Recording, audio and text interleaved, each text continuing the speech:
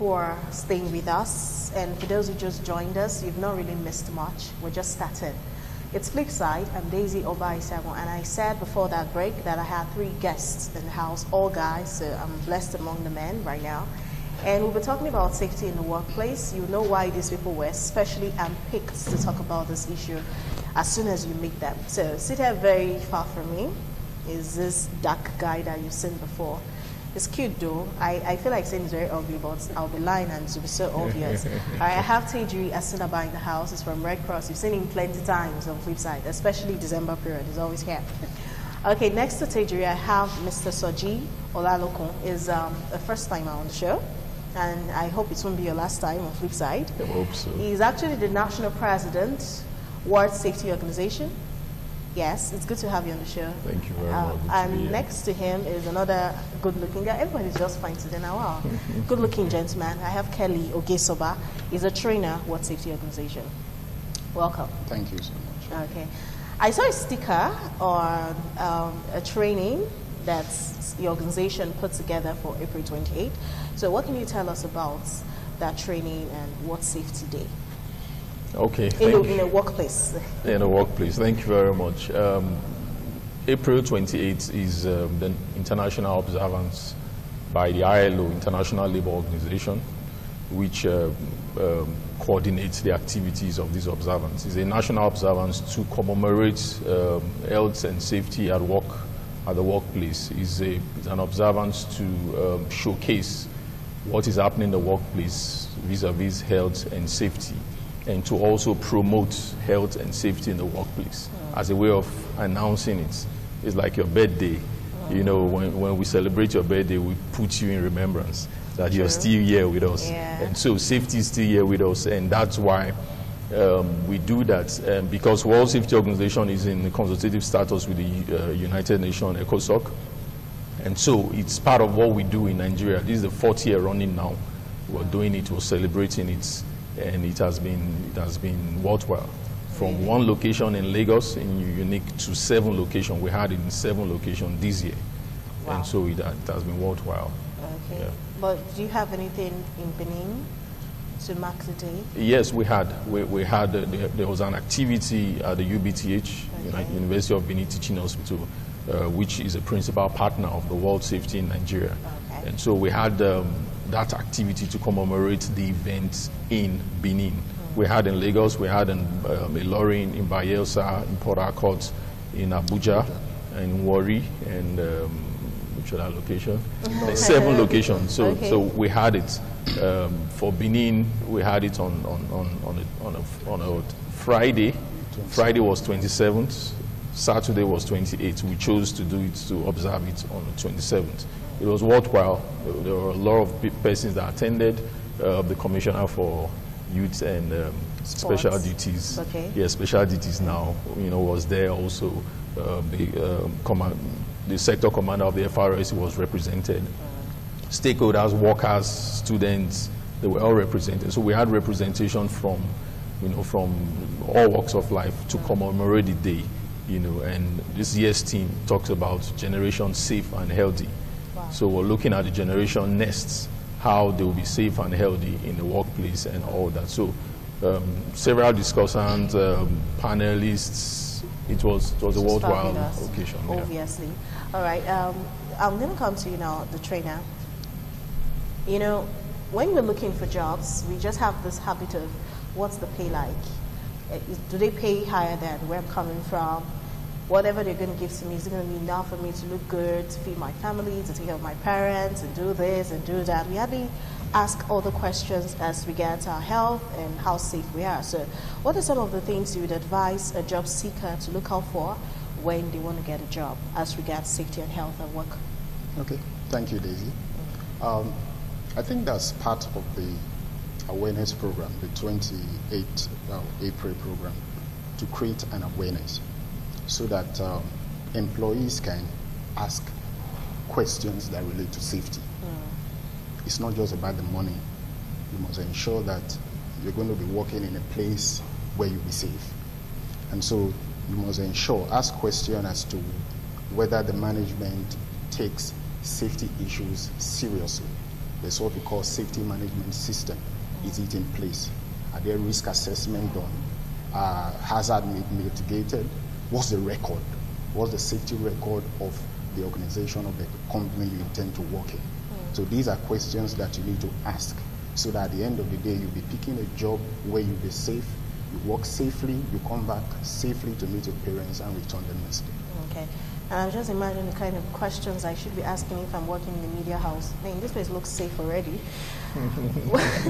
But it's okay. I know these very trained eyes, they are practically spotting things to be worried about. It's okay. Okay, now talking about dressing, I know there are certain ways you should dress for certain jobs. If you're an engineer, especially oil and gas, I know these people take safety to the peak. They're good. Maybe because of the influence of foreigners in that sector, I really don't trust Nigerians when it comes to safety. But I want to talk with the Red Cross person right now. There's a particular way ladies love to dress when you're in the workplace. We love heels. And forget the sneakers. I love heels too. And we just move around in heels. I've heard people talk about the risks involved in wearing heels. My mom used to say when you get old, you begin to feel pains all over your legs. I don't know how true that is. But really, how safe is wearing heels in the workplace? Well, I personally, I think that the only advantage heels have, maybe for those who are short, it gives them a bit of a boost. And then maybe for the fashionistas, there's that. But beyond that, I don't think there's any health C plus that it has. Partly because the higher the heels are from the ground, the more strain you need to put on the muscle that runs under the foot. So essentially what happens over time is that muscle is constantly stretched. The longer you wear the heels, the muscle is stretched. And it could result in what we call a strain. So strains are essentially situations where muscles are stretched beyond the limit or stretched for too long, or eventually they tear. So these are the things that cause strain, and oftentimes they are painful. So prolonged use at an uncomfortable position, these are the things that tend to tear most. So if a lady wears heels, the question you want to ask is how long does she wear heels?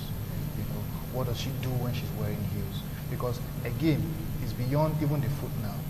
If she's going to be wearing heels and climbing stairs for long, if she's going to be wearing heels and walking around for long, it's going to go even beyond the foot now and spread all the way towards the thigh, because those muscles are going to be strained because there's pressure to keep the leg at that uncomfortable position. So most women have learned over time to maybe carry something flat in their back. But then again, when you wear the heels, how long do you wear it? So personally, I don't think I would recommend that anyone wears the heels so long. So if you really are going to wear heels, you need to consider how long you're going to wear it and the effect it's going to be having on your body. So when you also start feeling pains at those areas, you might want to apply a bit of first aid to it. Maybe take up the heels for a while and then do what we call rice. Rice is the best approach to managing these conditions. And once you do that, you just eat rice. Well, no, not that kind of rice. Rice basically means rest, ice, compress, elevate. The idea is you need to rest that muscle, because if you're using it too long, or if you're using it at that position, it's going to get worn out, it's going to strain. So you need to rest it so it can go back to its normal form. Then you ice it. Icing helps to band it together. Muscles are made up of fibers. So you need the ice to compress, to compact them together while resting. Then you compress it so you can limit how much motion it has. That's the C now. So if it's compounded together and it's not moving, it gives it enough time to heal. And you elevate to reduce blood supply to that area, because if it's going to tear, for instance, there's going to be inflammation to that area. When there's increased blood supply to an area that's inflamed, it will support the inflammation that is happening there. So these are things a person needs to keep in mind. That's why rice is the best musculoskeletal injuries that anybody can. Rice is definitely the best. God, I love rice, but not that kind of rice. Okay, now, Mr. Soji, your team seem to have gone around several states teaching people about safety. How would you rate our safety culture in workplaces in Nigeria?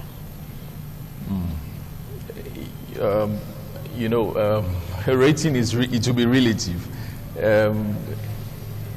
In maybe 10, 15 years back, we have a very poor safety records of safety awareness. But with the advent of several organizations, world safety, several safety organizations and individuals and initiatives, you know, the awareness, safety awareness have risen. And even though it's still not where we want it to be, but it's better than what we have, you know, years ago. And so safety awareness is coming up, you know, it's coming up strong. That's why we have these, you know, observance every year also, to create the awareness to both the public, private, individuals, SMEs and all that. Safety is everybody's business. It's not just my business alone. You know, you want to stay safe. I want to stay safe. If you're on the road, the man behind you or in front of you, you take the man as he doesn't know what he's doing. You know, so you are the only one that knows what you're doing. And so you take charge of their safety, you know, front and back, so to manage your own safety. And so safety has, it's appreciable now, you know, in awareness, but we still have a long way to go. Okay. A long way to go in the workplace. Right. And by buying him more of management's commitments, you know, the organization has to commit to safety, then they can drive it down to the employee that they employ. Okay, still on you. A lot of times we have trainings. I know there was one we did December last year, and because of the Hamatan and, you know, fires and all sorts that comes with the dryness, we had Red Cross, we had fire service, and I also found out several companies do drills. Yes, but sometimes most times, with all the trainings we get, we never seem to apply these things. Except maybe there's a fire, you just have fire extinguisher. That seems to be the only thing we know when it comes to safety. So how do we eventually break our heads and make it stick that we need to be safety conscious? I don't want to cite examples right now because I don't want issues. But we seem not to ever obey rules when they give it. Is it a human thing or it's a Nigerian thing? You know, they said 95%, over 95% of the accidents that you see are caused by humans, as caused by me and you. And very little percent, maybe act of God, machines and all that. But over 95% of the accidents you see are caused by humans. And so dealing with the human being, you know, his culture, his mindset, the mindset, like somebody says, is the way your mind is set. So the mind can be set to I don't care, into I care. And so the children at home, I have families, I have these, I have that, I need to put myself together. And so when you have that at the back of your mind, you want to apply some safety measures in whatever task you're doing, whether you're behind the wheels, you are operating a machine, you're in an office, wherever. You want to have that consciousness, because it's a consciousness, it's a state of mind in obeying rules and following rules and regulations. And equipment is produced, you know, the manufacturer said, this is the way to go about it. The man said, well, I don't care, what's the meaning of that? And I lied, they talk. It's not true. The man that made that machine or made that entire process or created that process has already carried out a risk assessment and found out that if you don't do it this way, you could endanger yourself. That means you won't get home, because the goal of safety is to come to work safely, do your work safely, to go back home safely so that you can return the next day safely. If this is not completed, then there's a break in the chain, and that means something adverse will happen. And so the consciousness is a human factor. It's not a Nigerian thing. It's both Nigerian, American, British, whatever. It's in the human. The human being, you know, doesn't just want to obey. That's why you have rules and regulations. You have fines for breaking rules. You have all those, what have you. And so it's just training, retraining, management commitment, and the safety manager, safety supervisor in the companies need to be at the best of their game to drive down the culture of safety to every human being. If not, the average human being don't want to obey anything, just want to walk freely and expose ourselves. Nothing will happen, and just go in and we don't do it before. What are you saying? We've been working here 20 years. But the day it will happen, you may not be alive to tell us the story how that it now finally happened, though. So the management's commitment to safety is to ensure they recruits a good manager, good supervisor, safety supervisors to drive down this culture. It's a culture. And we have a program, sorry, we have a program, the SAFER program, Safety and Emergency Response Ready program, that goes to schools. Because we discovered that what you have right now, you can only manage it. They said when his crayfish is dry, it's difficult to bend. And so when it's still wet, you can shape it, it's malleable. You know, so go back to schools. We can get it right by going back to schools and training them, institutionalizing safety, the culture of safety. Even though we have it in the PE, physical education, but it's not fully blown. It can be fully blown where we have safety clubs in different schools so that we grow up with this consciousness. And so your child knows that he needs to wear the seatbelt. He knows that, no, you don't do this. He knows proper housekeeping, good housekeeping, to keep things in their right place. And so you can eliminate hazards and avoid injury. And so when you grow up with that mentality, you know, you won't have so much to do at the workplace. But now we have that to do. Then we have the workplace to deal with. So we manage the situation we have in our hands. And so you need good safety managers, good safety supervisors, and good policies of companies to help manage, you know, these conditions, as it were. Okay, thank you so much. In case you just joined us, you missed a lot, sorry. You'd have to watch again later tonight on GoTV, channel 107, and maybe some other time, 2 days from now on YouTube. You can get it as often as you want online. But we're talking about safety in the workplace. It's so easy to relate to the fact that someone got an injury, maybe the person's a builder, and so the building collapsed. It's just easy. But what about people who work in the bank? How safe is that place? And what about people who work in schools? How safe is it? What about people who work in the media houses? We're on night shift here too. How safe are we? All right, I want to know what exactly makes a workplace safe. And I'm coming to you, Mr. Kelly. What makes a workplace safe? Okay. There are quite a number of things that makes a workplace safe, but I would encapsulate it in one expression. A workplace is safe if there's an effective safety management system. Now, I can break that down into some very technical details. What do I mean? A safe workplace is a workplace where risk assessment is done. What I mean by risk assessment is that hazards are identified and what we call control measures are put in place to ensure that the hazards don't cause harm. So when this is done, then you are sure going to have a safe work place. Apart from that, PPEs. Are PPEs provided? And if they are provided, are they used? Safe personal protective equipment, from the hard hat to the safety goggles, safety gloves, the coveralls, the safety boots, and all that minimum PPE. Then there are other aspects also to look at. What we call emergency action plan. Is it on ground to cater for how workers respond to emergency? What's the evacuation process and all that in case there's an emergency and all that. A safe workplace will also consider the availability of safety equipment like the fire extinguishers, first aid balls, then other safety equipment and all that.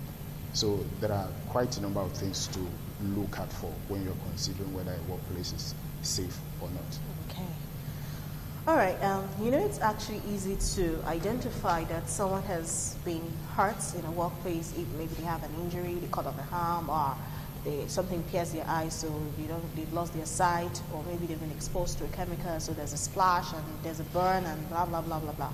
But there are several other things that could happen to you that you cannot really lay your fingers on and say, this just happened to you. You could be inhaling a particular chemical for years and you're not reacting to it.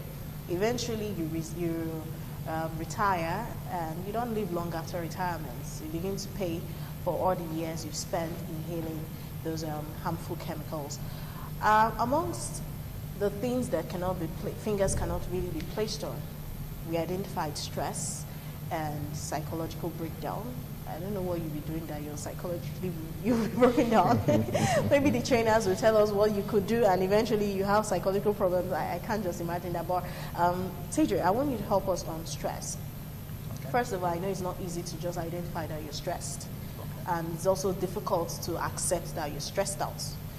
So how do we help ourselves to know that we've reached our stress level, and to easy treatments? Red Cross is like first aid, first aid part of it is sharp things, and we like sharp. So sharp ways to help ourselves get over the stress so that we can get back. Well, I want to respond to sharp first. You see, shortcuts are not always good. You see, sometimes you have to take the painstaking effort to go the long way around, so that it can be safe. But stress is a silent cause of safety issues these days, because a lot of people do not realize that they're stressed, and they go on working because they have targets to meet. Have deadlines and all of that, and when you're stressed, you lose cognitive function. Your cognitive function reduces, so you're not coordinated as much as you should. So you start making small mistakes. That's one of the first markers that you're stressed. For instance, a person who is typing, you're a secretary, you're typing, and all you do is sit at your desk the entire day looking at your screen. Oftentimes you have eye strain, and over time your eyes may start failing you. So there's what you call the 20-20-20 rule for that situation. You say, look at something 20 meters away every 20 minutes for 20 seconds. So the idea is disattach yourself from that system. Don't focus too much. That's one way to deal with that. Another thing you want to look at is what kind of computer do I make available to my employees? You provide something that has radiation, is radiating, and it's going to affect the person's eyes. So at the end of the day, you find out that you've worked so much, but you are killing yourself slowly. Next thing, you lose your sight. That's another thing. And then again, you also need to take note of the manpower available in an establishment, because if maybe you have only 2 persons to do a job for 10 persons, they're going to exert themselves more than they have to. So maybe you work 10 hours when you should actually be working just 6 or 5. At the end of the day, you go home, you probably cannot sleep, or you have to start using substances. Some people take coffee to stay awake. At the end of the day, you can't sleep at night. And there are neuropsychological issues that could develop from there. So these are real problems. So when you strain your staff, you give them the work specification is not friendly. That's another problem. So when Mr. Kelly was talking, he talked about system of controls. These are things that one needs to take into consideration. So you plan a job. Every establishment knows the workflow. So you look at how many persons are required to do this particular job. How long it is supposed to take. Say you are going to lift something. Your job description involves lifting. So you work at a place where they sell, as is becoming common, inverters. And everybody knows how heavy inverter batteries are. And you give only one person to lift maybe a 67 kg battery. Before you know it, the person starts complaining of backache. Even though in safety there are proper ways to lift. But then again, something that large and that long, you cannot expect only one person to lift it. So that's another thing. So when work is not done right, or it's not done up to a certain standard, it starts to tell on the persons who are doing the work. So oftentimes pains are another way your body will tell you that it's reaching a certain limit.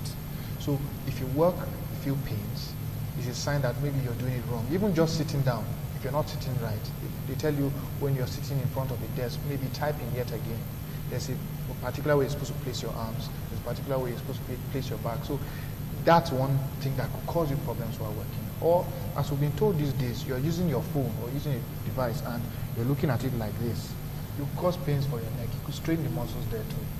So these are things that a person wants to take into account. So when you have an effective system of controls and safety, it's supposed to spell out how work should be done. So it is the responsibility of the management to ensure that these safety measures are there, and most effective at this system of controls to specify how they want their employees to work. Because when you tell them how to work, it is assumed that you are telling them the safest way to work so that they don't have issues as a result of the work that they have to do. So when that is done, I think a lot of issues are addressed. But again, when you now have these signs, you need to realize that first you must sleep. You can't cheat your job. You must get adequate. And it's the first place a lot of people miss these things. They don't sleep enough. because they realize, okay, I have this deadline, I have this work to do, so they want to work around the clock. It's not possible. So again, beyond resting, some persons require stimulants to function properly. That's a problem. So even when you're not resting so much, you don't want to be abusing substance to keep awake because it will be counterproductive. Then again, how you position yourself to work is the next thing you want to look at. And like I mentioned, for situations where you have muscle strains and back aches, apart from instances where you need to see a doctor, rest is also your best self-help, because if you rest the areas that are affected, you ice them, you compress, it gives the body enough time to readjust and heal. And then again, when you look at proper exercises, because if, for instance, I sit down every time and it's air conditioned, I need to go out, do some exercise so that I can get those muscles that have been resting too long to become active. They just become inactive and then they just begin to die out because they're not being used. So these are things that the person wants. That's why sometimes you have establishments that have gym facilities on the premises, because they expect that, okay, after you've worked this number of times, you have to do some physical activity. Maybe the work that requires you to be sedentary, just seated at the point.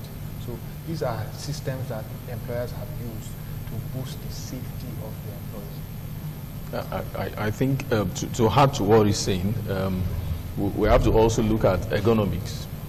Okay, fitting people to job. Now, the way you sit on the chair and what kind of chair for a worker that works in the office, you know, the position of your laptop or your computer screen, how you're resting your arm, like this is ergonomically friendly, this chair I'm sitting on. Okay, so my hands are here. I could put my hands on the keyboard and look at the screen. I'm not straining. Imagine if I don't have this. I'm going to strain, so you see, there's going to be a support. Okay. It's going to be here. The load is like load, efforts, and fulcrum. And it's going to carry the load for long. Before long, I'll have strain on my muscle. But if I rest my hand, I'm just, you know, fiddling my hands on the keyboard and all that. And my high level is fitted to the screen. It's less. I can spend more time on this position and not have strain, stressing my muscles and resulting to what he just talked about, you know, than if I don't have this kind of chair. Maybe I'm using a plastic chair without the armrest, the back where I can flex my back, you know, and all that. Maybe the one that had a headrest also. So you can cascade that to several job functions where you have having people to lift, how you lift properly. So teaching, that's part of safety also, teaching people how to lift properly, because I've seen somebody that lifted wrongly and the person landed in the hospital. The person was, you know, hospitalized because of back bone. They call it a slip disc. So he had a slip disc, and that resulted to an hospital case. So you start spending money that you didn't budget for. Why? Because you just missed what you're supposed to do, the right lifting technique. A load may be too much for you to lift, then you get somebody to lift it. Not I can do it. If you do it, you may not come back to work safely the next day.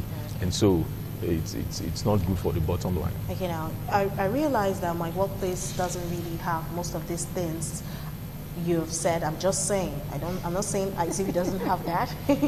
And you go around, you see that, okay, these equipments they have here are really old and I'm spending more time. Maybe you should be running the shifts, or you should spend nothing more than 8 hours in the office and you're made to do overtime. It's not like you're getting paid overtime. And you're just like, I'm tired of this status quo. Before you begin to raise your eyebrow like, I want to challenge status quo, me, if you come to meet me, I might be asking you, sister, are you sure you have a job somewhere else you're going to? Because you might just be losing your job. So I heard that there's something called Workers' Compensation Act. And if I'm going to challenge my boss that they're not treating me well enough, and I want to gain something from challenging them, I want to know what my chances are. What can you, if I tell us as much as you can tell about Workers' Compensation Act, we're very interested. Okay, thank you. It was called Workers' Compensation Act, and now it's Employee Compensation Act. Okay. And it seeks to guarantee payments, like a compensation payment for injured workers, diseased, disabled, and disability also, you know, during the course of work. And even if at all you're not working in the office or in the factory or wherever, maybe you're at home, it happened at home, the company or the Nigerian Social Insurance Trust Fund, which 1% is supposed to be contributed to them from the employer for the employee.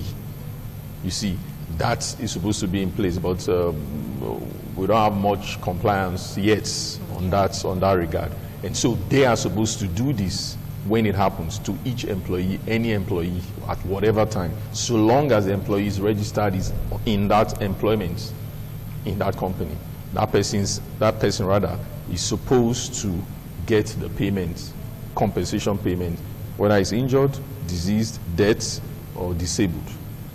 And so the Act provides for that. And somebody will say, okay, maybe that's part of the safety question the person needs to ask when getting the employment, maybe from the interviewers. And does the company registered with the National Nigerian Social Insurance Trust Fund?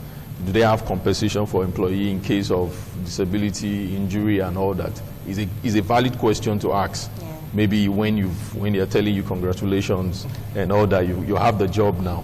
Only at that stage, so that you won't miss out and you put yourself in the wrong light. And so that question is important to ask, and organizations need to key in the rights of the employee. If your organization have not keyed in, how do you demand for it? You see, it becomes a question. So the question is, has my organization keyed in to that compensation act? Because it's an act, it's binding. They're supposed to fulfill it when it happens. Does my organization pay? Have they keyed in? Question. That's the first question to ask. If they've keyed in, then there are procedures to go about, demanding for that right. And their investigation, accident investigation will be conducted. If it's an injury, death, and all that, next of kin, their payments made, ranging from the severity of the incident or the accident or whatever has happened, whether it's injury, disability. You talk about stress, psychological, and all that, injury from health problems from inhalation of gases, toxic gases, fumes over the years, and all that. That will be investigated and reports submitted. They have, their workforce charged with this responsibility to carry out this investigation and make appropriate recommendation for the payments to be made. The payments are actually made, but the awareness is not there. Of course. That's one. And organizations, private, public, have not really keyed in. And the number of staff the trust fund they have is also low. So mass media, there needs to be a lot of awareness, enlightenment for people to know that this exists and they have the right to lay claim to this. Okay. Now, the Labor Safety and Health and Welfare Bill was actually passed by the Senate in 2012, and it says that the bill actually enables the states to charge corporate organizations and firms when their actions or inactions results in loss of lives and property. I mean, this sounds good on paper. What if there's no loss of life? What if your property isn't lost? In the course of our research, we found that this bill was actually passed in 2012, but I don't even think Nigerians know there's something like that. And you have a right to lay claims to anything. But what if there's no loss of life? Okay, I realize my establishment, I work in a generator house and I'm exposed to generator fumes all day, or I work in, let me just use the same generator, so the noise is there and all that. One day I realized that someone came talking and says, for staying very close to the gen, I've been taking too much CO and I might have lung cancer tomorrow, or I might get deaf because of the noise. And my company is not registered to the trust fund. Can't I still sue and get some dough so I can treat myself? It's very important. It will be difficult to lay claims to your rights when the company you work for is not registered, because that's where it starts from. Your company has to be registered. That's why, as he said, one of the questions you should ask before taking up the job is to be sure that the company is registered with the scheme. Now, having said that, if the company is registered, then you can lay claims to your rights and all that. You said, what if there are no death, just injury? If the company is registered, then you can report. There's a system for reporting accidents and injuries as an employee. You can report directly to the NSITF. Then the process of compensation can start. But the first thing is that the establishment, the organization has to be registered. There are quite a number of challenges that the NSITF is facing at the moment that makes it difficult for the implementation to be total. One of the first challenge, as it were, is the fact that quite a number of organizations are not registered. No, we are blacks, we are humans, we have a way of getting away from things and all that. So many organizations are not registered, just because they know that when they are registered, then employees can fight for their rights, the process of compensation can start and all that. Apart from the registration issue, the awareness is not even there. Even the average employee doesn't even know that a scheme like that exists. So the level of awareness is very poor. So you can't ask for what you do not know exists. That's another challenge. I'm sure that with time we'll get around all of these things and we'll make headway. But we must ensure that whatever organization we are working with is registered. Then we can kick off the process of laying claims to whatever payment that is due us as employees. Okay. Well, I can hear someone say, you want to say something? Yes, okay.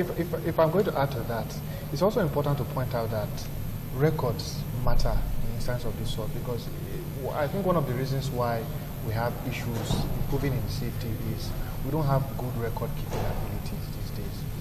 Companies don't, like if you're going to do risk assessment, you need to be able to do, say with the example you give, you work at a generator house, you need to be able to measure the CO2 levels, noise levels. I don't think a lot of people care about those things. Just believe in a generator now, you get a generator for house. So the one at home is not making you deaf, so how much more different is this one here?